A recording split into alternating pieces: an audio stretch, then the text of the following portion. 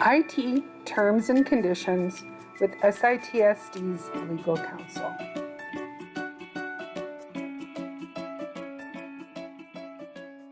I'm legal counsel for the SITSD for the state of Montana. I'm going to review the exhibit that's attached to all contracts for the state of Montana that have information that has a security risk. And that risk is, you'll see it in the ITPR. So there'll be a level that is assigned to that particular software solution. And then you have to assess the security risk. And this is required for any contract that touches our security. And that could be a copy machine because it has the ability to scan an email, or it could be a cloud solution and everything in between. Few things anymore do not have a security interest. So maybe tires or vehicle purchasing, but everything else pretty much does have a component of IT. And if it does, then this document is required in the contract negotiation. Now, reviewing this, the ITPR will come back with a checklist and assign it as a level 1, 2, or 3. And in the document, level 1, 2, and 3 are defined for the classification. So what we look at for level 1 data is information that's basically public, subject to public information. It's nothing confidential. The risks of it getting out there or security breach is very low. One IT expert has described it as documents you could just leave out on the street and it would be of no consequence. So they're very low in security clearance. Level 2 is what we call moderate, and this is basically most things as far as software solutions. It's information where any disclosure to third parties could be a risk. There is some information that should be protected, personal identifying information that needs to be protected.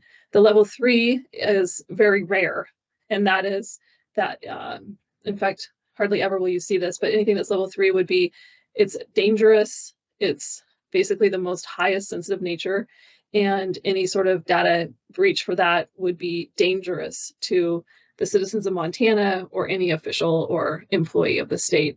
So most common, you'll see level 2. And when you look at this form, you'll see check boxes. So if all 3 are checked, it doesn't really matter what kind of contract it is. This IT terms and conditions are required. And then if you look further, some are only 2 or 3 checked, public data or non-public data. So that would mean it doesn't need as much security clearance. Now, as far as what you're contracting for and when you use this, it could be a cloud system, an on-premises system, or other. So the cloud systems, those are acronyms. SaaS is software as a service, PaaS is platform as a service, and IaaS is infrastructure as a service. Those would usually be defined for you by the ITPR.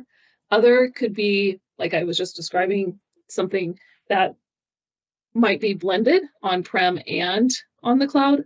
Our objective in Montana is more and more to have items on the cloud. So the PaaS, platform as a service, and the IaaS is less common anymore. We mostly have either SaaS agreements or just regular old contracts. But anyway, moving down into these columns, the CIO oversight. So every document that has any IT component must have this paragraph in it about the chief information officer has the right to monitor and watch over any IT related contract, as well as later on by his signature or their signature, you'll see that they have also the right to cancel anything that no longer follows the objectives of IT. So those are the things that allow us a backdoor to end the contract, as well as reduction in funding. So there's 3 ways we can get out of our IT contracts, and this is important to understand. One is the CIO oversight. The second is reduction of funding. And the third is the Department of Administration's right to cancel a contract should the contract's purpose no longer be relevant to the state of Montana. If you want the CIO to sign this document, you need to have the information about the CIO, not only here on heading 1, but also by his signature line, because the CIO is personally liable for all IT contracts. And so we actually put that paragraph by his signature because that indicates to the CIO that legal has reviewed it. And some of the things that are easy to negotiate, a lot of companies wonder about this right to assurance and the stop work order. And the position of the state of Montana is that we say this is a soft anticipatory breach. So we can negotiate that, but actually it's a very good favorable term for everybody because it keeps the communication lines open. And moving down to data classification, I just walked through those 3 levels. So this actually is not necessarily a contract, it's just a definition section. So if a company doesn't want this, you can eliminate it because it's only for definitions for purposes. It's not a part of the actual contract. Now with number 3, data ownership, please note that only 2 boxes are checked, which is level 2 and level 3, that it's required. And this is about the title and rights to the data. And the state does retain that, and that's required. Same as for data usage, only those 2 boxes are checked. And again, this is just asking for a higher level of security based on the personal identifying information that the number 5, a lot of companies push back on 5, but you'll see that's only for the highest level of security. And so that actually is not usually relevant to any negotiation. And then the security access logs, this is for everybody as well. Should we need to know about the security access, we need to walk through that and make sure that the software solution will provide us the logs. Number 7, remote access. Now, this is something that is important to understand. There's FedRAMP and StateRAMP certification vendors. Now, if the vendor software solution can meet the FedRAMP standard, then they have the highest security clearance available, and the duty to maintain that is ongoing. And it takes several years to be able to get FedRAMP certified and StateRAMP as well. It doesn't just happen. The state's very appreciative of those who have it because we know that they are honoring the highest IT security standards. That being said, it is expensive and it does take a lot of time. So some software solutions are seeking that certification or in the process. And so that is something that leaves a little bit of discretion, but all 3 boxes are checked for that. And this is the remote access is about non-US support systems or any software programming that's happening offshore of the US. That's why we added this second last sentence about in limited circumstances, it's okay what we call follow the sun for support. If they're non-FedRAMP and they have offshore support, that can be pre-authorized by the state as long as it has ongoing disclosure and the state has the encryption keys such that the contractor will have no direct access to state data. So that's a draft around to the fact that a lot of support systems are overseas, just when someone calls the number for software solution assistance. Number 8, again, you'll see is only for the highest security. So it's not very common that we really talk about it very much. And then number 9, for termination and suspension of services, or if part of the software solution is not meeting our requirements or has had a breach, then we can terminate. There's a 30-day notice period. We've tried to extend that with negotiations, but these auto terminate and a lot of the big companies can't amend that. Keep in mind that should there be any termination, it has to be prompt for any transition assistance or turning it over to a different software solution. And again, number 10, the data disposition. This is what happens when the data needs to be destroyed or not available. Now the subcontractor, number 11, that just inures to any subcontractor that we have the issue of what happens when there's a lawsuit. Number 12, legal requests. So we always have the e-discovery questions and preservation of evidence. And that's something that's difficult for a lot of the vendors to maintain that information. And so we ask for these requirements that should there be any e-discovery, that we ask the data of state access be available. The data encryption, again, that's only checked for the highest security. Number 14, system security. So this is important because we need the contractor to comply with the NIST cybersecurity standards at a minimum. And we also need that they provide adequate security. We have issues where we have data breaches, and we need assurance from the vendor that they are working on that. The managerial, operational, and technical control section, this is about processing. Again, it's the NIST standard. We ask that the software solution meet that threshold. And that's actually not a big ask. That's pretty much every software solution should at least meet that basic security threshold. And this is where we allow the independent audits and reports so that SITSD, the security portion of our IT department, can maintain any audit to assure that the confidentiality is being protected. Now, if we look for security certification, number 15, again, this is the StateRAMP, FedRAMP, or the ISO, and this is the latest version of that. It's 27001, 2013.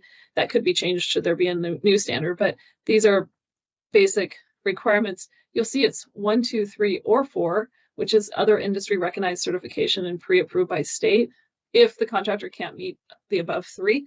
So that is a time where we have to ask our security team if this particular software solution can be certified enough such that our IT security team is comfortable with that product. So again, it's 1, 2, 3, or 4. That catch-all does have to run through the securities team of IT. So a person can't just say, oh, that's fine, it's industry recognized. It has to actually be asked and pre-authorized by the state, which is, again, very important to do. All right, the background check you'll see is only in the highest level security, and that we get a lot of pushback from vendors who provide IT solutions, but it's important to understand that this is only for the highest security, and also we assume that this is necessary because the software solutions touching our most sensitive data.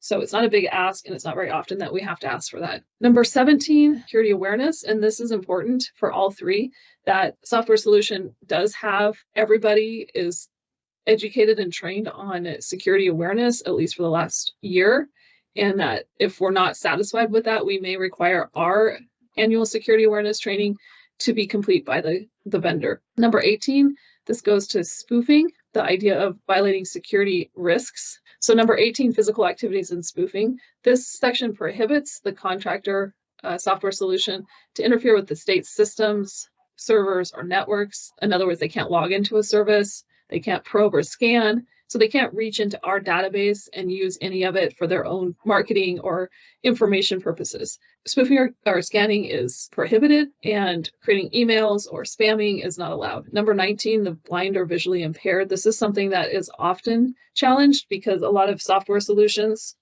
do not have the ability to promise that it will honor the access for the blind or visually impaired, especially with some interactive equipment that's already pre-made. An example was recent would be like the license tabs that are printed. It's a print machine. It already exists. It can't comply with this. If that's the case, there is an exception if it's an undue burden. So the software solution company can send an email to the contracts officer explaining why it's an undue burden. And then that has to go through the state procurement leads, whoever that is. And from that, they have to authorize it. They don't have to meet that exception. So they need to provide evidence as to why it's an undue burden to meet that exception. Number 20, violation of terms and conditions. So this comes in when, if there is a violation, this is actually not part of the contract, it's just for information purposes. If there is a breach, a data breach, there could be state or federal criminal charges, and it's just notice of that should the vendor breach the data or leave us vulnerable for that. And then this number 21 is about the shrink wrap and click wrap agreements, about how they are of no force or an effect. And then number 22 applies to all 3 as well, and it's the indemnification. And this is basically under the State Procurement Act. The state cannot ever indemnify the contractor. So the indemnification can happen one way, where the contractor indemnifies the state, but the state can't because that procurement amount of dollars can't be assessed with a risk. So it's not like something you can budget for. It violates the Constitution as well. For the state of Montana is immune from indemnification. So that is the state IT terms and conditions. There are often pushback on a few of those. I tried to highlight those. One is CIO oversight. 2 is right to assurance. 3 is the stop work order, which again, those are just anticipatory breaches, so it should be able to work out, and the CIO is required that oversight. The other parts that we hear pushback from is the background check and the remote access about people across territories outside the US offering support. We have worked around that draft language. And then the other part about that we get pushback is the background check, but that's only for the highest security clearance. Again, that is determined by the ITPR. The only other pushback we get a lot on is, oh, the blind or visually impaired. We sometimes get pushback on that because they're not able to comply. The vendor cannot comply. If that's the case, there is an exception in the statute for an undue burden, and that finding, which must be determined by the state procurement head. That concludes the training on the Montana Information Technology Terms and Conditions. This must be attached to any contract that has any IT component, which is pretty much every contract. Sometimes you don't think it is. An example might be a dash cam for a police officer, or a body camera for a police officer, or it could be, again, a photocopy machine that has a scanner. Those are going to be, the lowest level for security, public data level 1, but this still needs to be attached, and this needs to be included in an order of precedence in the master agreement. Thank you.